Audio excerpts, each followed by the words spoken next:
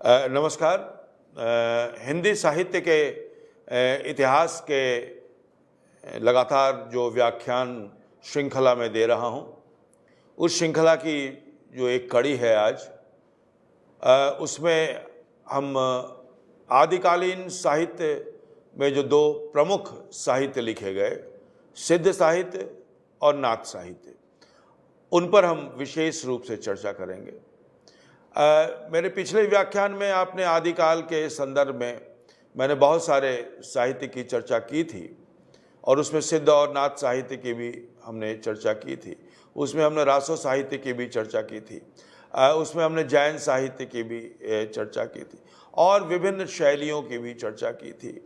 इसमें हम विस्तार के साथ केवल सिद्ध और नाथ कवियों के बारे में बातचीत करेंगे और उन्होंने जो रचनाएं लिखी हैं, जिस भाषा का इस्तेमाल किया है, उसकी हम चर्चा करेंगे। तो ये जो काल है, कोई एक बहुत सीमित काल में ये रचनाएं नहीं हुई, बल्कि 7वीं 8वीं शताब्दी से लेकर 13वीं 14वीं शताब्दी तक ये रचनाएं होने लगी और ये हिंदी साहित्य की पूर्व पीठिका भी बनी और उसके बाद हिंदी साहित्य के इतिहास के आदिकाल का अंग भी बनी। दोनों ही परंपराएं साथ साथ चलती रहीं और हिंदी साहित्य के इतिहास का जो आदिकाल है और उसमें जिस प्रकार अपभ्रंश के चंगुल से भाषाएं छूट रही थीं, या कह सकते हैं कि भाषाएं निकल रही थी लोक बोलियों के प्रभाव से, लोक भाषाओं के प्रभाव से। तो जब अपभ्रंश अलग अलग जगह अपभ्रंश साहित्य का विस्तार हुआ और इसके साथ साथ जहाँ जहाँ की लोक बोलियों और लोक भाषाओं का उस पर प्रभाव पड़ा, वहाँ से अनेक अलग अलग आधुनिक आर्य भाषाएं निकली। मैंने आपको पहले भी कहा था, हिंदी निकली, गुजराती, पंजाबी, जितनी भी उत्तर भारत की जितनी भी भाषाएं हैं, उड़िया, बंगला, पूर्वी भारत, उत्तरी भारत और पश्चिमी गुजराती, तो ये सारी भाषाएं अलग अलग अपभ्रंशों से निकली। तो ये जो काल था, ये करवटों का काल था। ये इस समय सिद्ध और नाथ रचनाएं कर रहे थे, लेकिन इसमें कई परंपराएं आके जुड़ रही थी।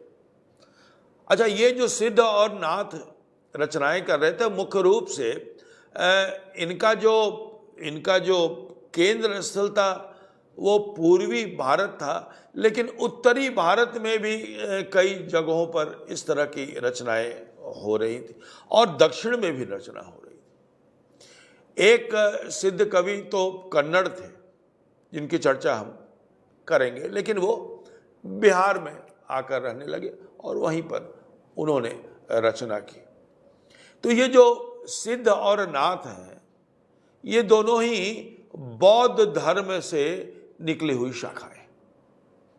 और जो नाथ है, जो नाथ संप्रदाय है और जो नाथ साहित्य है, उसमें तो कई धाराएं आके मिलती हैं और उसमें शैव भी, शाक्त भी, वैष्णव भी, जैन भी, कई तरह की धारा, और बौद्ध भी, कई तरह की धाराएं उसमें आके मिलती है, जिस पर हम लोग आके बात। तो ये जो काल था, ये काल विभिन्न प्रकार की प्रवृत्तियों, विभिन्न प्रकार की भाषाओं, लोक भाषाओं और विभिन्न प्रकार के काव्य रूपों और काव्य रूढ़ियों के बनने का काल था।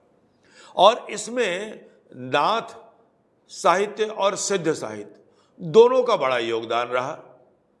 और जैसा कि मैंने कहा, जब आप 8वीं शताब्दी से लेकर 12वीं 13वीं शताब्दी तक का इतिहास खंगालेंगे तो आप देखेंगे कि इस समय जो भारतीय शासन था वो भारतीयों के हाथ में था। धीरे धीरे शासन उनके हाथ से निकलने लगा और निश्चित रूप से जो बाहरी से आक्रमणकारी आए,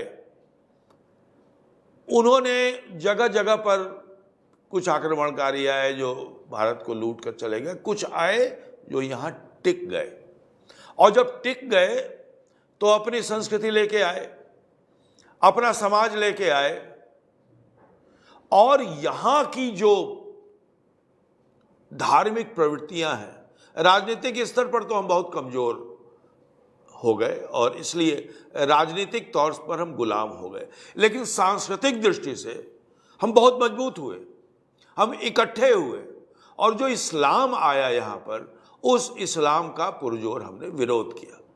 मतलब हमारी जो भारतीय संस्कृति थी उसमें सारी संस्कृतियां एक साथ जुड़ गईं, शैव, शाक्त, वैष्णव, और सब मिलकर उसका विरोध करने लगे। नाथ संप्रदाय इसका सबसे बड़ा उदाहरण है। तो ये एक तरह सा सांस्कृतिक पुनर्जागरण भी हुआ भारत का, कि अलग अलग जो धाराएं थी वो अलग अलग धाराएं एक साथ मिलने लगी। दूसरी जो महत्वपूर्ण बात इन दोनों साहित्यों में है, हालांकि सिद्ध साहित्य का खंडन करने के लिए, सिद्ध साहित्य का के समानांतर खड़े होने के लिए, सिद्ध साहित्य का विरोध करने के लिए ही नाथपंथ का उदय हुआ था।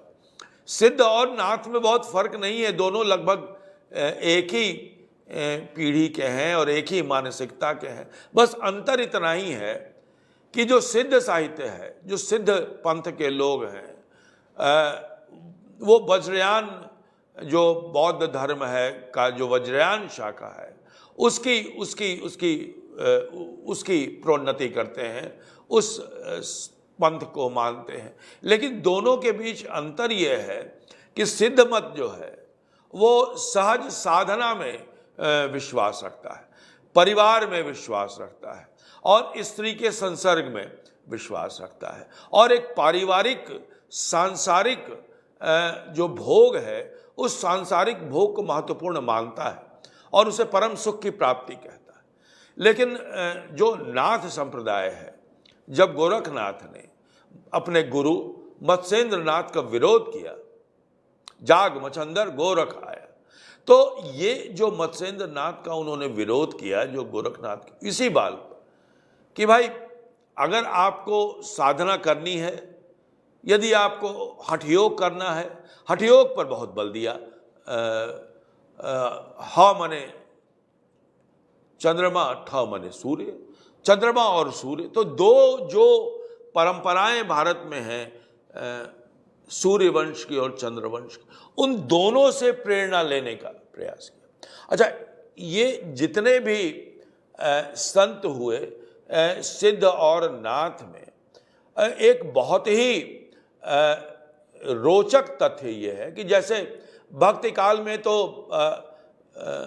आडंबर का विरोध किया, रूढ़ियों का विरोध किया, जाति प्रथा का विरोध किया, तो वो सब तथाकथित निम्न वर्ग और निम्न जातियों से थे। लेकिन सिद्ध और नाथ ये निम्न जातियों से नहीं थी, कोई क्षत्रिय थे, कोई ब्राह्मण थे, कोई कायस्थ परिवार से भी थे। तो इस तरह से जो समाज का जो ऊपरी तबका है, उसमें से भी जो प्रगतिशील धारा है, जो समाज को लगातार बदलने के लिए कटिबद्ध रहता है, जैसे बौद्ध, भगवान बुद्ध क्षत्रिय थे, उन्होंने समाज को बदलने का बीड़ा उठाया। तो इसी तरह से समाज का जो खाता पीता वर्ग था, उस वर्ग से भी लोग निकलकर सामने आए और उन लोगों ने लोक के साथ, जन के साथ अपनी भागीदारी की, और लोक और जन के साथ भागीदारी करने के साथ एक नया समाज, एक नई दृष्टि, एक नया अवलोकन बिंदु बनाने का काम किया।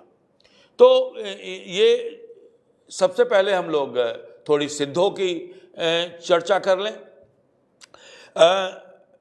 सिद्धों ने वज्रयान तत्व का प्रचार किया, जैसा कि मैंने आपको बताया, और इसके लिए जन भाषा का प्रयोग किया। और जो जन भाषा में लिखा हुआ व्रजयान का सिद्धों द्वारा लिखा गया साहित्य है, वो सिद्ध साहित्य है। बहुत सारे संत जो प्रमुख हैं, जैसे सरहपा, सबसे पहले कवि जो सिद्ध के 84 सिद्धों की जो बात की जाती है, और राहुल सांकृत्यायन ने मुख्य रूप से इनकी खोज की थी और बताया था कि 84 सिद्ध हैं। तो सरहपा पहले सिद्ध कवि थे, योगी थे, लेकिन हम यहाँ उनके योग सिद्धांत पर नहीं बल्कि उनके साहित्य और उनकी भाषा पर विचार करने जा रहे हैं, क्योंकि हम साहित्य के विद्यार्थी हैं। और लेकिन इनकी रचनाओं में समाज का बाह्य आडंबर है उसका विरोध करते हैं। और जो रचनाएं जो एक जगह संकलित हैं सरहपा की, वो दोहा कोश में संकलित है, और दोहा कोश के नाम से ही उनकी ये रचना है। तो इन्होंने ये मुख्य रूप से ये जाति से ब्राह्मण है। मैं इसलिए बता रहा हूँ कि बाद में जो परंपरा आई बाह्य आडंबरों को विरोध करने की, वो तथाकथित निम्न जातियों से आई। और लेकिन इसके पूर्व, भक्ति आंदोलन के पूर्व भी ये आंदोलन चल रहा था, जाति प्रथा के विरोध, पाखंड के विरोध, आडंबर का विरोध। और कहा इन्होंने कि सहज भोग मार्ग माने सामान्य जीवन बिताओ और जाति के बीच भेद न करो, लोगों के बीच भेदभाव न करो। तो एक प्रकार से समतापूर्ण समाज बनाने की जो संकल्पना है, वह एक प्रमुख भारतीय दृष्टि है। उस भारतीय दृष्टि को सरहपा ने बहुत ही बेहद सहज ढंग से सामने रखा और बहुत सरल भाषा में लिखा। और इन्होंने जो दोहा कोश की रचना की, वो गाया जा सकता है गेय शैली में। तो उससे ये फायदा हुआ कि लोगों की जबान पर चढ़ा, और इनका एक उद्देश्य होता था कि अपने दोहों के माध्यम से, अपनी चौपाइयों के माध्यम से वो लोगों तक पहुंच सके। जो भावनाएं ग्रंथों में बंद कर रह गई थी, उन सिद्धांतों को, उन भावनाओं को वो जनता के बीच में ले जाते हैं। जो धर्म सिद्धांत, जो दार्शनिक विचार जो ग्रंथों में बंधे थे, उन ग्रंथों से बाहर ले जाकर उस पर काम करने का काम किया सिद्धों ने। और उन्होंने कहा कि नाद न बिंदु न रवि न शशि मंडल। अब ये भाषा देखिए, जहां नाद न हो, जहां बिंदु न हो, जहां रवि न हो, जहां शशि न हो, और वहां है हमारा ईश्वर। और किसी स्थायी ईश्वर की, यानी ये कभी नहीं कहते कि हमारा ईश्वर ऐसा है, हमारा ईश्वर ऐसा है, मूर्त है, अमूर्त है। उनकी बातों से लगातार ये साबित होता है कि वो आराधना कर रहे हैं ईश्वर की खोज में। और मनुष्य को ईश्वर मानना बहुत बड़ी बात है इस समय की। और इसलिए सिद्ध साहित्य लोक का साहित्य है, जनता का साहित्य है। इसका भाव जो है, उसका भाव भी जन भाव है। क्योंकि भारतीय परंपरा में ये जो भोग मार्ग है, सहज भोग मार्ग है, वही भोग मार्ग चाहे वैष्णव धारा को ले लीजिए, चाहे आप शैव धारा को ले लीजिए, ये जो सहज भोग मार्ग है, वह सहज भोग मार्ग भारतीय परंपरा में सबसे मजबूत परंपरा है।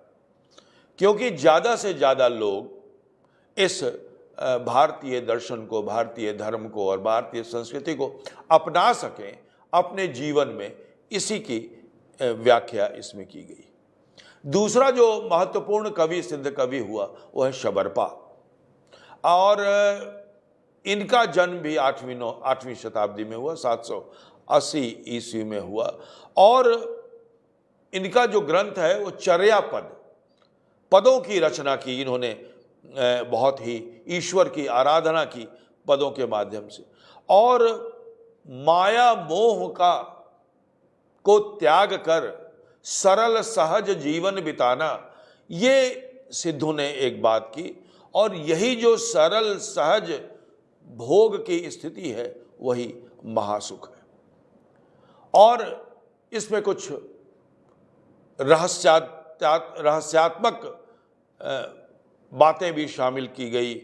और जिस तरह से फिटेली अंधारी रे आकाश फुलिया, यानी जो अंधियारा है माया मोह का, वो कैसे समाप्त होता है और आकाश कैसे युक्त होता है प्रकाश से।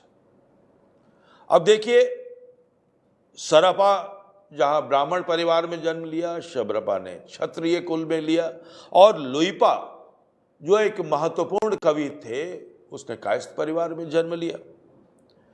तो उसके बाद डोभिम्पा जो थे उनका क्षत्रिय परिवार में जन्म हुआ।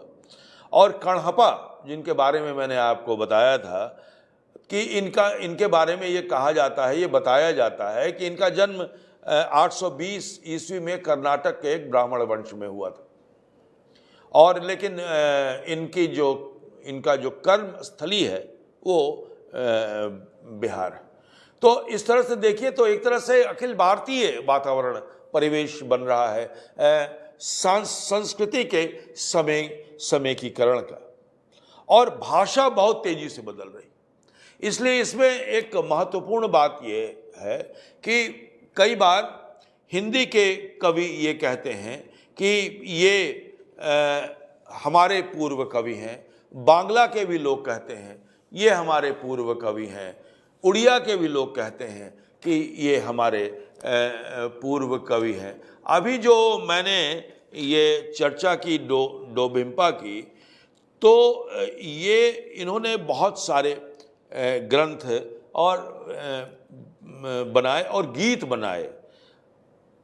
गंगा जमुना माझेरे बहर नाई, अब ये देखिए इसमें बंगला भी है, उड़िया भी है, बिहार की भोजपुरी भी है। गंगा जमुना मतलब गंगा जमुना, माझेरे के बीच में बहर नाई, नाव बह रही है। तो ये जो भाषा बन रही थी वो अपभ्रंश से छूटती हुई भाषा थी। और हम लोग चाहे बांग्ला भाषी हो, चाहे हिंदी भाषी हो, चाहे उड़िया भाषी हो, चाहे पंजाबी भाषी हो, एक ही मूल स्रोत से सारी भाषाएं निकली हैं, वह है अपभ्रंश।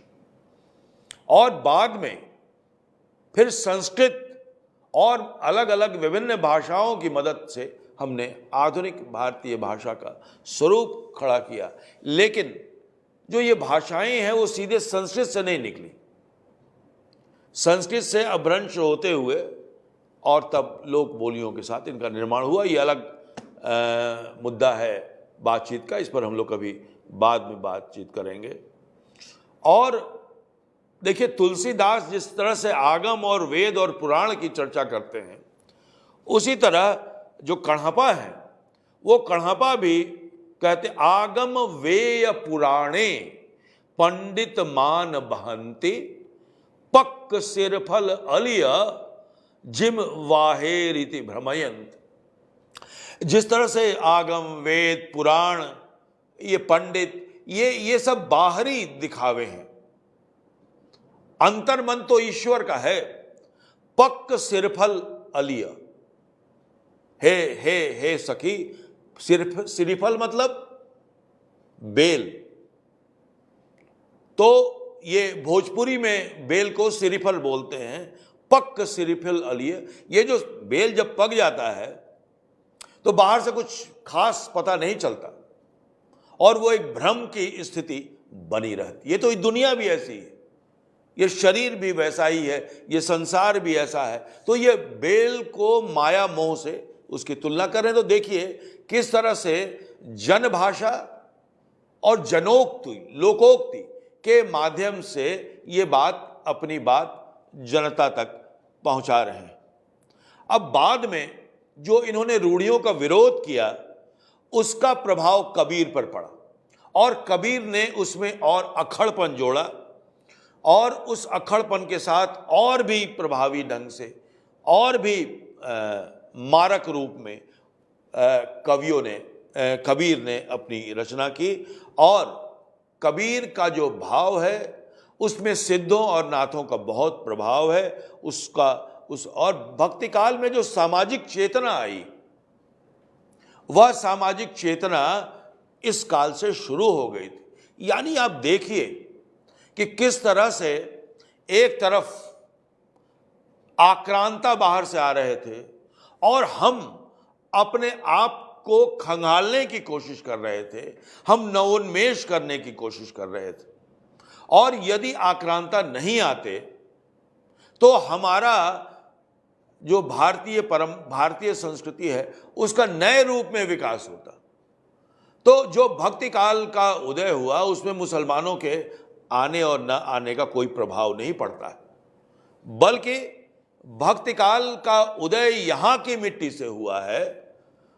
और हजारी प्रसाद द्विवेदी जब कहते हैं कि 12 आना वैसा ही होता, तो ये सिद्ध और नाथों और जो जन साहित्य लिखा जा रहा था उसके आधार पर ये बात करते हैं। तो इस प्रकार एक ऐसा साहित्य हमारे सामने आया जो साहित्य लगातार समाज को बदलने की प्रेरणा दे रहा था और दूसरी जगह हमें एक ऐसा साहित्य दे रहा था, हमें एक ऐसी भाषा दे रहा था आगे चलकर जिससे हिंदी साहित्य की भाषा का निर्माण हुआ और हिंदी साहित्य की रचना हुई। इसलिए सिद्ध साहित्य का बहुत महत्वपूर्ण स्थान है और एक अखिल भारतीय स्वरूप भी है, जिसमें उड़ीसा भी है, कर्नाटक भी है, बंगाल भी है, बिहार भी है, उत्तर प्रदेश भी है और पंजाब भी है। चारों तरफ इसी तरह की रचनाएं हो रही थी, दक्षिण में भी रचनाएं हो रही थी। और जब एक साथ दोनों का उत्तर में मिलन हुआ, दक्षिण और उत्तर का, तो भक्ति अपने परवान पे चढ़ी। नाथ साहित्य ने भोग प्रधान योग साधना का विरोध किया और हठयोग साधना पर बल दिया। इसकी चर्चा हम कर चुके हैं। ये नाथ जो हैं वो सिद्धों की परंपरा में, लेकिन उन्होंने अपने में परिवर्तन किया, उन्होंने अपने को और लचीला बनाया और उन्होंने समाविष्ट किया विभिन्न धाराओं को। ये जो संत मत है भक्ति काल का, सिद्ध और नाथों का दोनों का प्रभाव इसमें दिखाई देता है और कबीर इसके सबसे बड़े प्रवर्तक। और एक बात और, ये जानकार सुनकर आपको जरूर अचंभा होगा कि एक तरफ ये निर्गुण परंपरा चल रही थी सिद्धों और नाथों की, और दूसरी तरफ जो आदिकालीन आदिनाथ जिनको कहा जाता है, वो आदिनाथ को नाथपंथी शिव मानते हैं, यानी अपनी परंपरा को वो शिव से जोड़ते हैं। अब देखिए, एक तरफ कहां बौद्ध परंपरा और एक तरफ कहां शैव परंपरा, और उन दोनों परंपराओं को मिलाकर ये जो गोरखनाथ ने जिस नाथ पंथ की शुरुआत की, उसको डॉक्टर पीतांबर दत्त बड़थवाल ने गोरख बानी के रूप में उसको संकलित किया है। और इसमें सब तरह की वाणियां हैं, शैव की भी सिद्धांत मिल जाएंगे, शाक्त भी मिल जाएगा सिद्धांत, बौद्ध सिद्धांत में मिल जाएंगे, जैन, वैष्णव, जितने योग मार्गी थे और सब इस धारा में समन्वित हुए और सबकी वाणियां उसमें मिल जाएंगी। इस प्रकार जो साहित्य पैदा हुआ वो साहित्य केवल रहस्य मूलक साहित्य ही नहीं हुआ, उसमें गुरु को महत्वपूर्ण माना गया। बाद में हमारी परंपरा में और भारतीय परंपरा में भी हमेशा से गुरु को महत्व दिया गया है।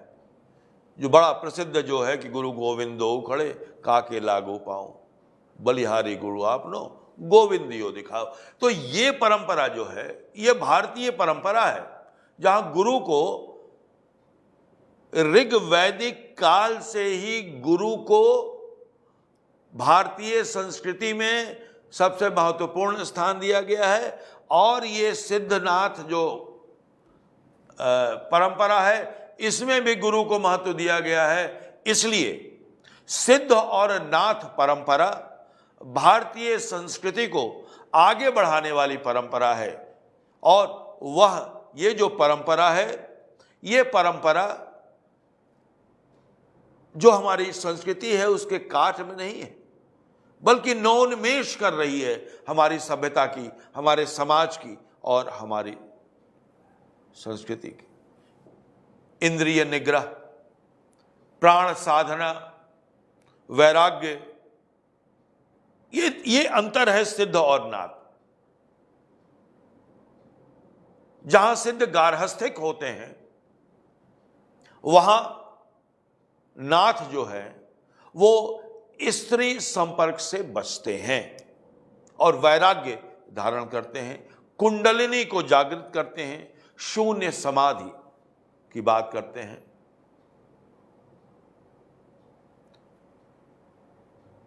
हठ, ह माने सूर्य और ठ माने चंद्र। संभवतः मैंने पहले इसका उल्टा बता दिया था, लेकिन फिर मैं उसमें सुधार कर रहा हूं। ह मतलब सूर्य और ठ माने चंद्र, यही सही है। पिछली बार जो मैंने कहा वो विपरीत मैं बोल गया था, लेकिन ये सही है। और सूर्य और चंद्र की जो परंपरा है,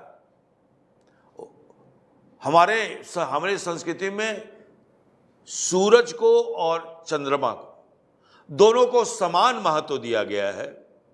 दोनों एक दूसरे के पर्याय हैं, दो धाराएं हैं सूर्यवंश और चंद्रवंश की। यहां दोनों ही परंपराओं का समावेश किया गया है। और बहुत ही महत्वपूर्ण बात कि नाथ पंथ बौद्ध और शैव पंथ, शैव परंपरा का संगम है। महाराष्ट्र के संत ज्ञानेश्वर अपने को इस परंपरा से जोड़ते हैं और नेपाली परंपरा के शिवनाथ, पशुपतिनाथ भी इसी परंपरा से, जो नाथपंथी हैं वो अपने आदिनाथ को पशुपति नाथ कहते हैं और शिवनाथ कहते हैं, जो नेपाली परंपरा का है। तो देखिए कितना विशाल भारतीय संस्कृति का प्रसार है और नाथ पंथ कितनी विशाल धाराओं को लेकर आगे बढ़ रहा है। गोरखनाथ ने हठयोग का उपदेश दिया, लेकिन उनका जो सबसे महत्वपूर्ण योगदान है वह है सांस्कृतिक समरसता का पंथ, जहां बौद्ध, जैन, शैव, वैष्णव सबका लगातार विलय हो रहा था। और नाथ पंथ अनेक समुदायों के पारस्परिक विलय का एक परिणाम है। तो हम ये देख रहे हैं कि किस तरह से नाथ पंथ ने साहित्य को ही नहीं बल्कि पूरी संस्कृति को और पूरी धार्मिक परंपरा को एक साथ एक मंच पर लाने का कार्य किया, क्योंकि यह जरूरी था उस समय। क्योंकि उस समय भारत लगातार एक नई संस्कृति का सामना कर रहा था। इस्लाम प्रवेश कर चुका था भारत में और उसे मजबूत बनाने के लिए, उसे चहुओर फैलाने के लिए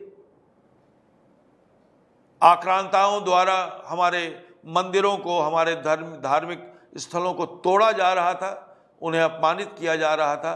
तो ये इकट्ठे हुए एक साथ, ये सांस्कृतिक रूप से एक बद्धता आई और जो एक बद्धता आई वह उस एक बद्धता ने लोगों को आकृष्ट किया इनकी ओर। और जो हम आज जो भी परंपराएं देखते हैं, साधनाओं की, योग की, इन्होंने योग की जो परंपरा अपने यहाँ ग्रहण की, वो जो महर्षि पतंजलि थे उनके योग सिद्धांत को इन्होंने धारण किया। तो अब देखिए कितने तरीके के जो हमारे सिद्धांत थे, धार्मिक सिद्धांत, शास्त्र थे, उन शास्त्रों को एक जगह नाथ पंथ ने इकट्ठा किया।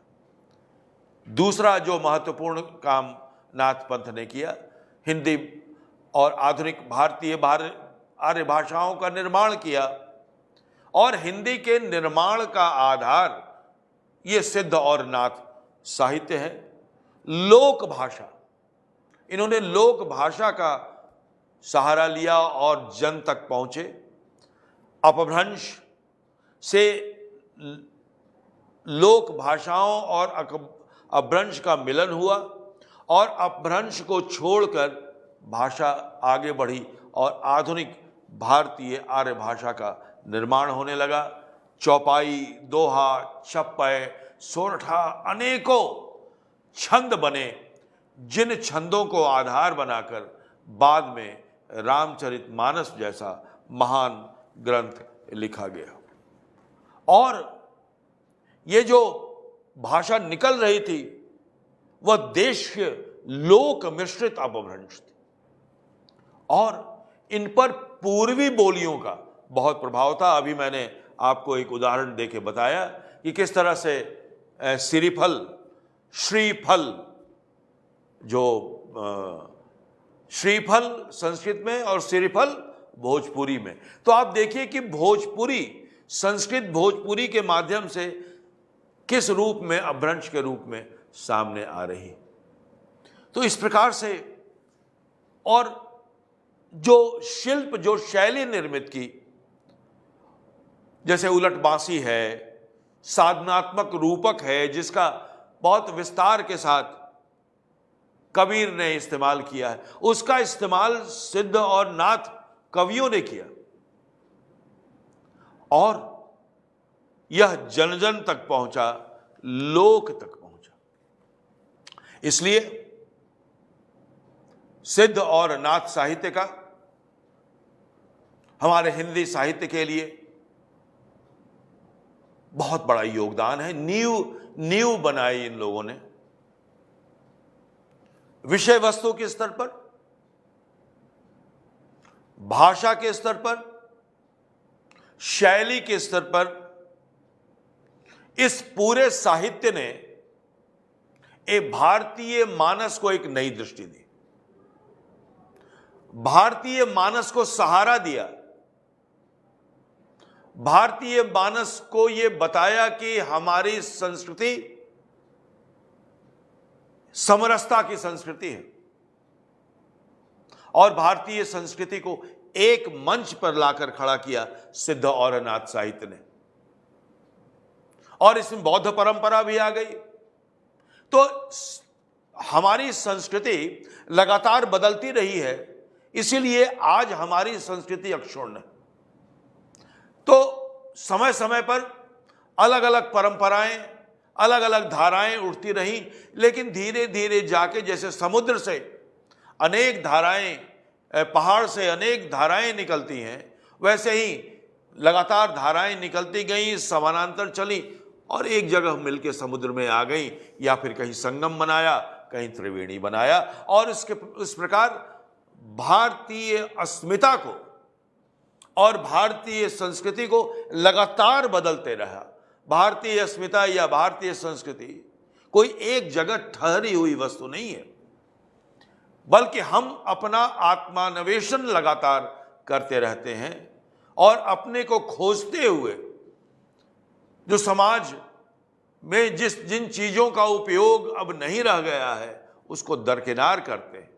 विरोध होता है, संघर्ष होता है, मंथन होता है, अमृत भी निकलता है, विष भी निकलता है और हम लोग आगे बढ़ते चले जाते हैं। तो इस तरह हिंदी साहित्य के ये जो दो प्रमुख धाराएं हैं, सिद्ध साहित्य के और नाथ साहित्य के, वह हमारे हिंदी साहित्य को समृद्ध बनाती हैं और हिंदी साहित्य को समझने के लिए एक प्रमुख आधार देती हैं कि हिंदी साहित्य का निर्माण कैसे हुआ, सभी स्तरों पर, विचार की दृष्टि से भी, विषय वस्तु की दृष्टि से भी और भाषा और साहित्य की दृष्टि से। इस प्रकार आज हमने सिद्ध और नाथ साहित्य की चर्चा की और आपने जाना कि सिद्ध और नाथ साहित्य का हमारे हिंदी साहित्य के निर्माण में कितना योगदान है। आप सिद्ध और नाथ साहित्य को ध्यान से पढ़ें, हालांकि इसकी भाषा अपभ्रंश से युक्त है, इसलिए थोड़ा उसे समझने में दिक्कत होगी, लेकिन जो हिंदी साहित्य का गंभीर अध्येता है वो अगर इसे ध्यान से पढ़ेगा तो बहुत सारे शब्द समझ में आएंगे। लेकिन लोक भाषा का, पूरब में जो लोक भाषाएं बोली जाती हैं उसका अगर थोड़ा बहुत आपको ज्ञान हो, जैसे भोजपुरी का, मगही का, बुंदेलखंडी का, मैथिली का, इन सब का ज्ञान हो तो आप इनको बेहतर ढंग से समझ सकते हैं। तो आज मैं अपना व्याख्यान यहीं समाप्त करता हूं। फिर हम लोग अगले व्याख्यान में मिलेंगे। नमस्कार।